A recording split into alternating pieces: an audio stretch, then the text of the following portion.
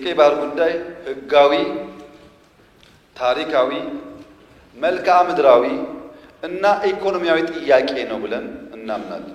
ቀይ ባህርን ኢትዮጵያ ለማጣት 30 ዓመት ከዚያ በላይ የወሰደ ትግል ነበር። ታውቃላችሁ።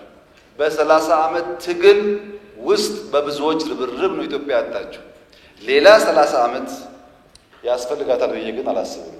ማጣትንም ያክል ነገር ያጣንበት መንገድ ህጋዊነት ችግር እንዳለው ማሳያው ተቋሞች አልገቡበትም።